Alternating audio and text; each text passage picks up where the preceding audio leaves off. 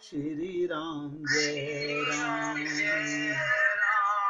जय जय राम श्री राम जय राम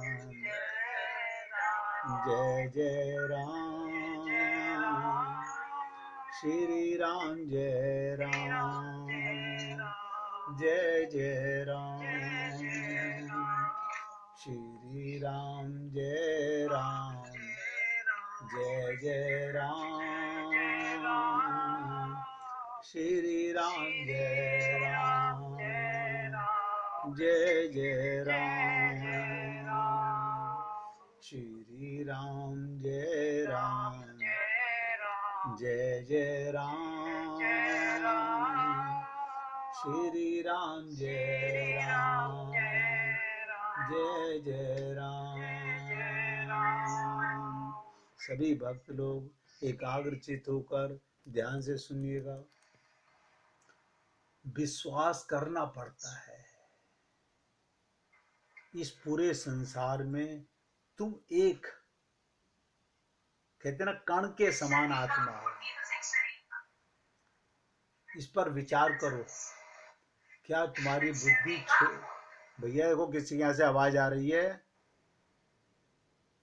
विचार करो। क्या तुम्हारी बुद्धि छोटी छोटी चीजों के लिए मचल पड़ने वाली बुद्धि तुम्हारे संपूर्ण जीवन का हिताहित सोच रही है?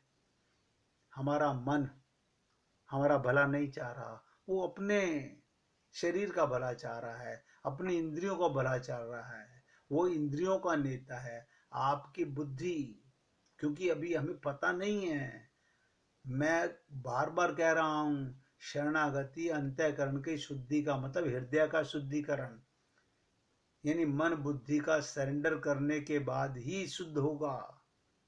जैसे मन बुद्धि, क्यों कह रहा हूं, ये ड्राइवर हैं, एक लगाम है, बुद्धि ड्राइवर है और उसकी लगाम मन है। आपका रथ जब तक ड्राइवर बिगड़ा रहेगा और उसकी स्टीयरिंग उसके हाथ में, ड्राइवर के हाथ में, तब तक कार अपने मंजिल पर नहीं जा सकती। और हम लोग बहुत प्रयत्न करते हैं, अब गुरुजी हमने सुन तो लिया, हम समझ तो लिया, अब हम कर लेंगे, फिर अपनी बुद्धि पर जोर डालते हैं। जोर किस लिए डालना है? बुद्धि को तो केवल सरेंडर करना है, केवल सरेंडर करना है। बुद्धि पर जोर मत डालिएगा। जिसने अपनी बुद्धि को, अब बताइएगा, डॉक्टर के पास जाकर के जब डॉक्टर ने कहा आपको ये दवा रोज खानी है, 4 बूंद डाल के खानी है, आप उससे ये तो नहीं कहते डॉक्टर साहब अगर मैं एक ही दिन 40 बूंद खा लूं तो 10 दिन दवाई नहीं खानी पड़ेगी, नहीं कहते, क्योंकि वहां अपनी बुद्धि को सरेंडर करते हो, डॉक्टर की बात को मानते हो, वकील की बात को मानते हो। लेकिन जहां गुरु के सामने आते हो तो क्यों वहां शरीर की व्यवस्था देख रहे हो। जितना हम शरीर का ध्यान रखते हैं उतना हम अपने लक्ष्य को भूल गए हैं। आप सब लोग सोच के देख लीजिएगा, आप जितना अपने शरीर का और शरीर की इंद्रियों का ध्यान रखते हो, जड़ वस्तुओं का ध्यान रखते हो, उतना भगवत प्राप्ति के लिए आग नहीं है हमारे अंदर। क्या कारण है? ये शरीर तो मिला था भगवान को पाने के लिए, इस देह में हरि मिलते हैं, और गुरुजी ने कहा इस बात को भूलना नहीं। हम भूल गए। अब शादी है तो घर में तो भूलना पड़ेगा। अरे बाबा, मुझे बताइए, कोई भी व्यक्ति बिना आत्मा की शादी कर सकता है क्या? नहीं, कोई नहीं कर सकता। जब कर नहीं सकता तो आप आत्मा को भूल कैसे जाते हो? और आत्मा के साथ सदा रहता है परमात्मा। आपको पता नहीं चल रहा, ये शरीर की रिपेयर कराने के लिए डॉक्टर के पास जाते हो, यानी उसके लिए तो आप कितने कटिबद्ध हो, जैसा डॉक्टर ने कहा वैसा ही करेंगे। लेकिन गुरु ने जब कहा कि अपना ड्राइवर को ट्रेनिंग दिलाओ, अपनी लगाम को सीधा करो, वो शरण में करो, वो कोई नहीं करना चाहता। इसलिए मैंने कहा इस विशाल संसार में तुम एक छोटे से बच्चे के समान हो। इस पर विचार करो। क्या तुम्हारी बुद्धि छोटी छोटी चीजों के लिए मचल पड़ने वाली बुद्धि तुम्हारे संपूर्ण जीवन को कैसे शुद्ध कर सकती है।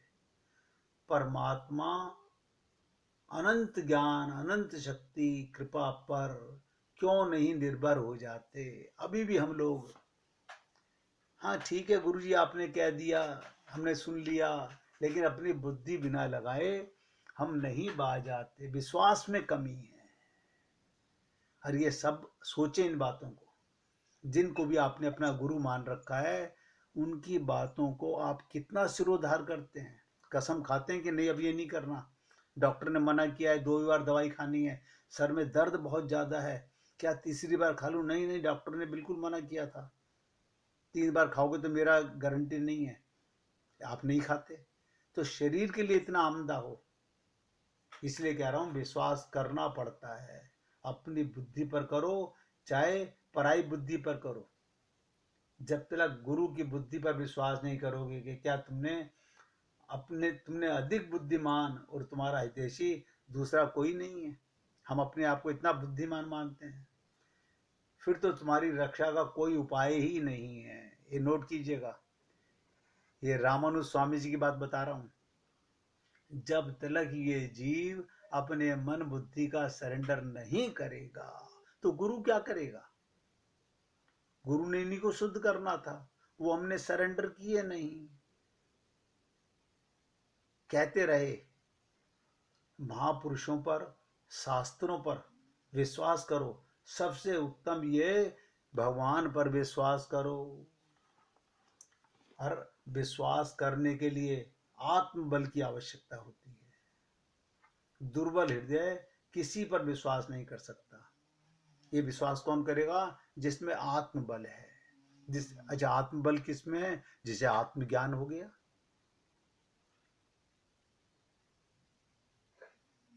जो व्यक्ति मन का गुलाम है उसे कहते हैं चरित्र भ्रष्ट।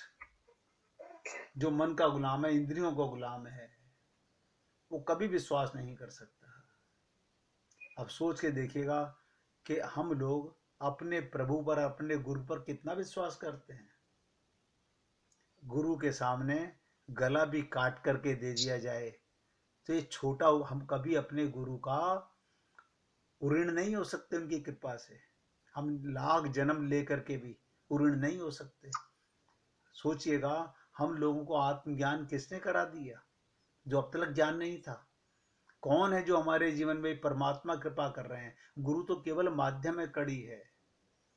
आप सोचिएगा उस परमात्मा के लिए खाटू श्याम जी थे, बर्बरीक थे, जिन्होंने गर्दन का ध्यान, शीश का दान कर दिया, मन बुद्धि का सरेंडर कर दिया।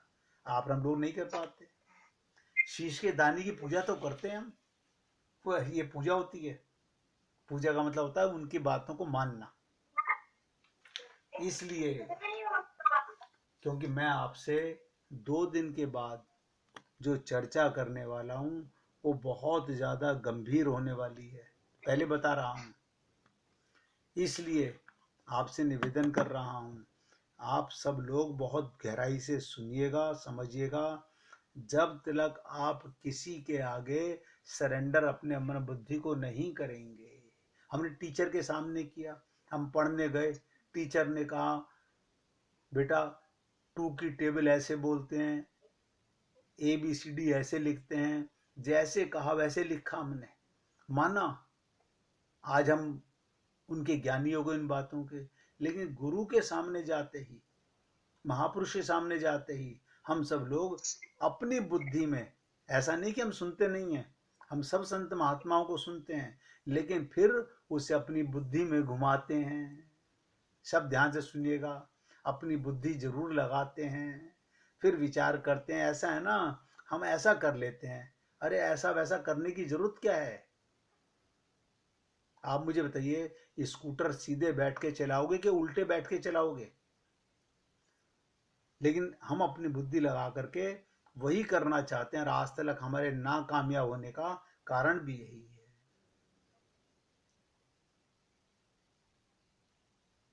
अच्छे लोगों के साथ हमेशा बुरा ही क्यों होता है? एक प्रश्न था, किसी ने कहा हम बहुत भला करते हैं फिर भी हमारे साथ बुरा होता है।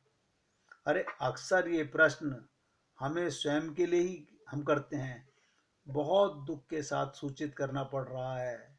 अच्छा, कुछ हुआ होता ही नहीं है जब तक हमने अपना असली चेहरा देखा ही नहीं, तभी तक हम अपने को अच्छा कहने की हिम्मत कर पा रहे हैं।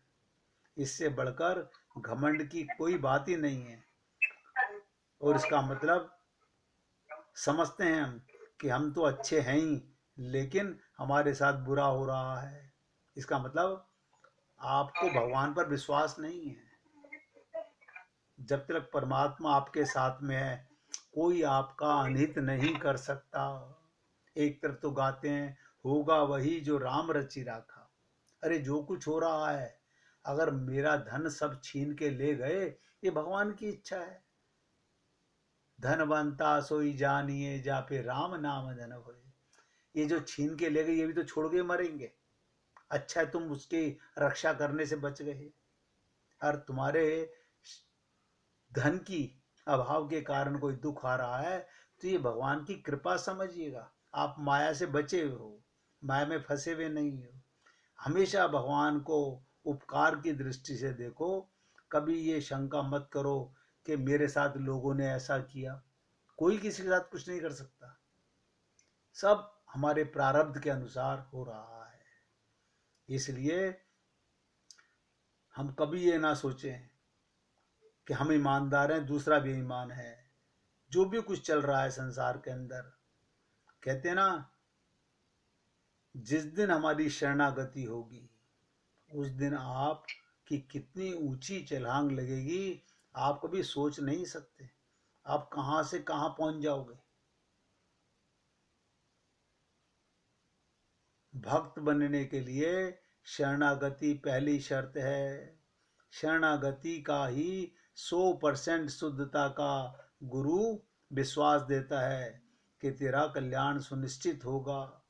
लेकिन शरणागति के लिए आप और हम लोग बहुत बार सोचते रहते हैं। देखिएगा, एक छोटी सी कथा सुना देता हूँ। आप और हम लोग क्या त्याग करते हैं। त्याग का भी एक रहस्य है। एक बार महर्षि नारद जी ज्ञान का प्रचार करते हुए किसी सघन वन में पहुंच गए। नारद जी ज्ञान का प्रचार कर रहे थे। भक्ति के परम आचार्य हैं ये। वहां उन्होंने एक बहुत बड़ा धनी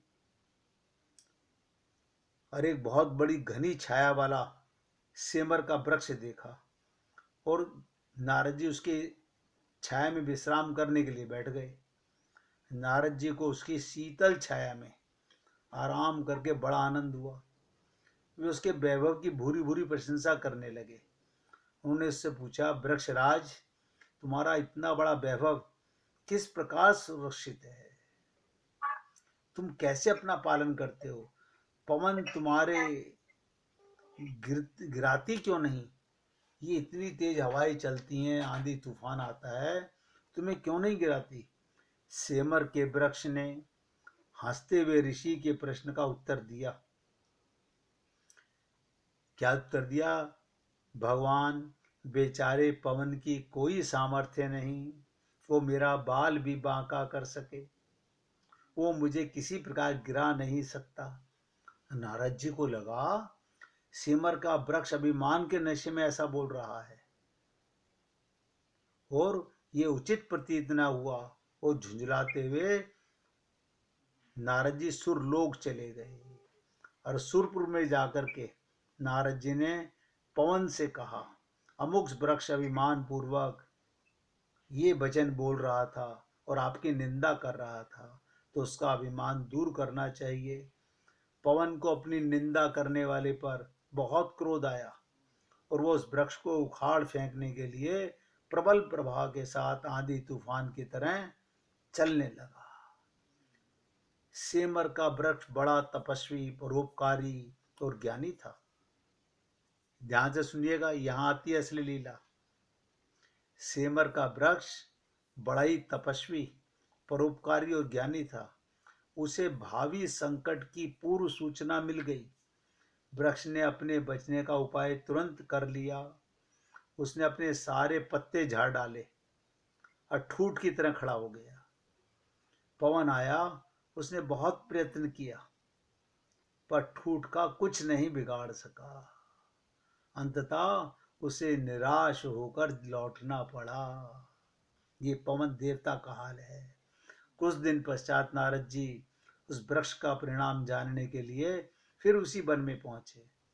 फिर वहां उन्होंने देखा वृक्ष ज्यों को त्यों हरा भरा खड़ा हुआ है। नारद जी को इस पर बड़ा आश्चर्य हुआ। उन्होंने सेमर के वृक्ष से पूछा, पवन ने सारी शक्ति के साथ तुम्हें उखाड़ने की चेष्टा की थी, पर तुम अभी तक ज्यों के त्यों खड़े हो, इसका क्या रहस्य है? सब लोग सुने, बहुत ध्यान से सुने। वृक्ष ने यही हमारे जीवन का मूल सार है।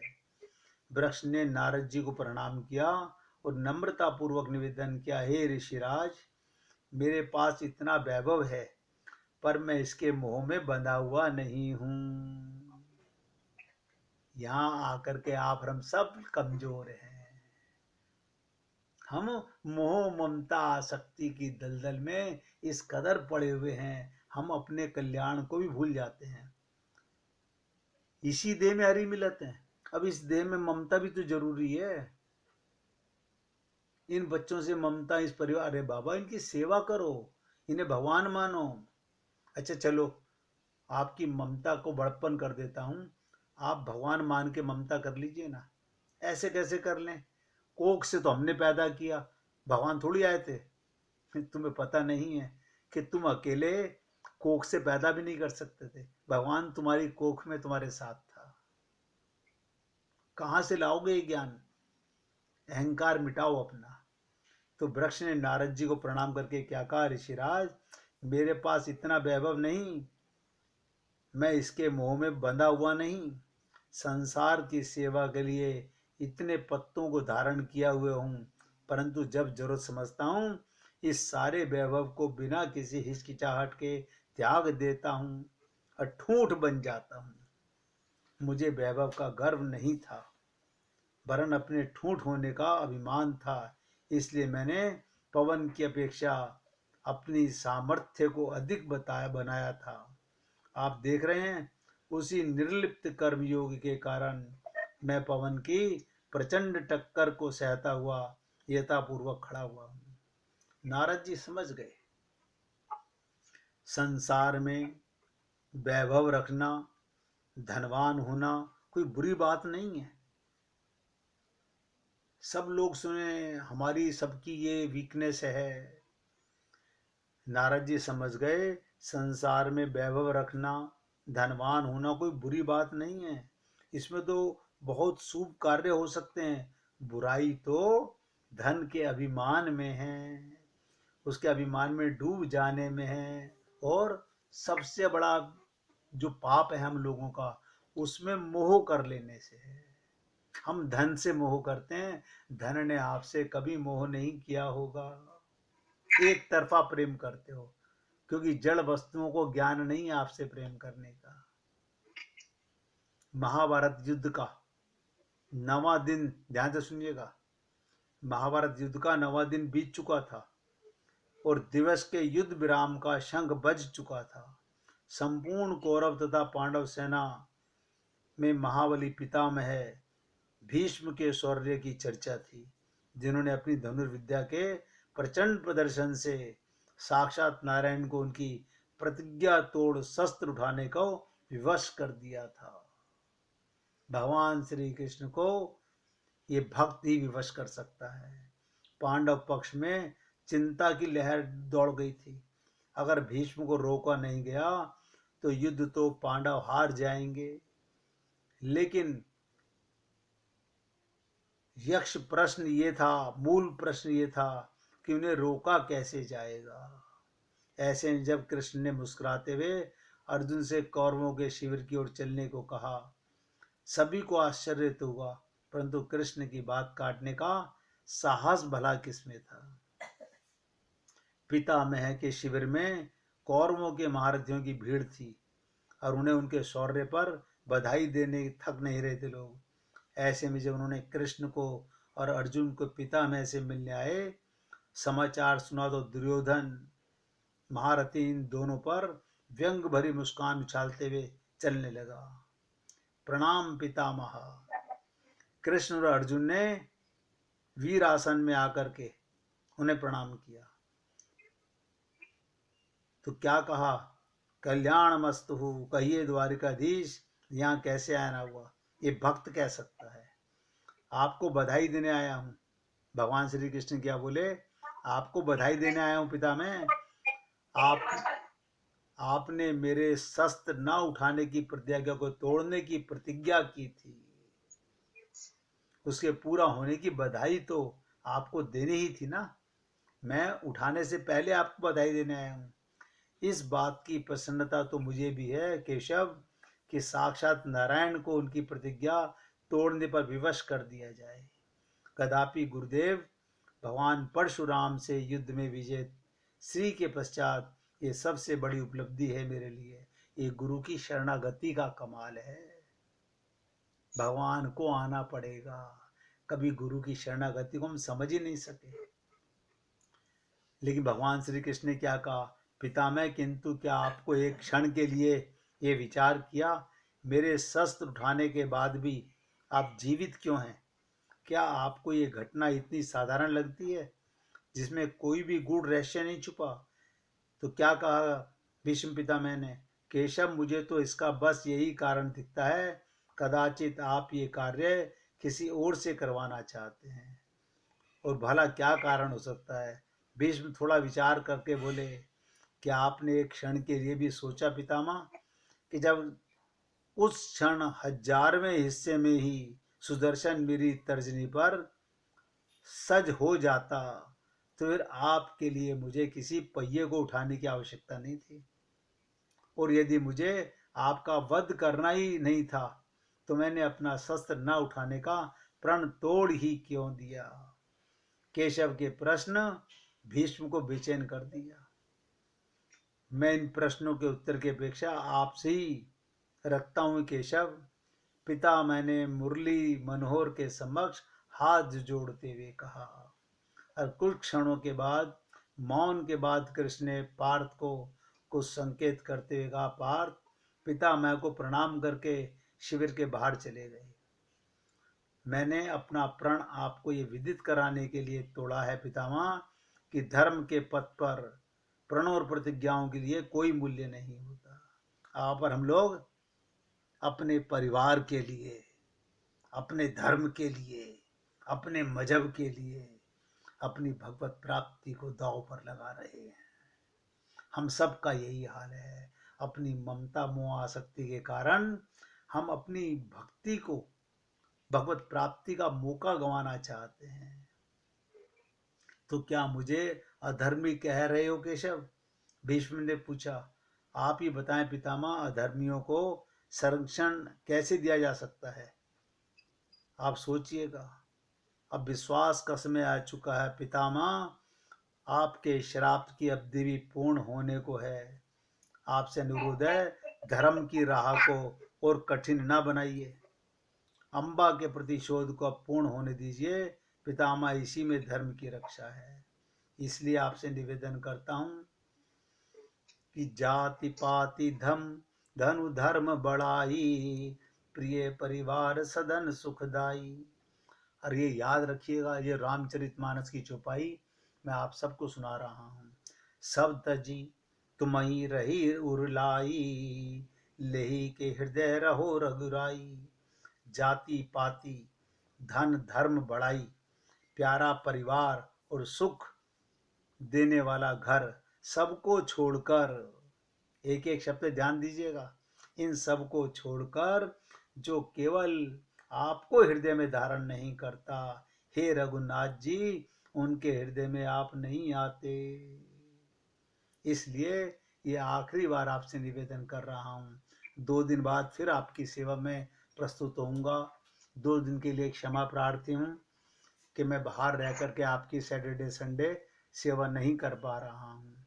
और आप सबसे उम्मीद करता हूँ आपने बहुत एकाग्रचित होकर के सत्संग सुना होगा और समझने का प्रयत्न किया होगा। ये बात मान के चलिएगा, सब तजी तुम्ही रही उर लाई। भगवान को हृदय में लाना चाहते हो, सबका त्याग करना पड़ेगा। अब सब गाइएगा। रघुपति राघव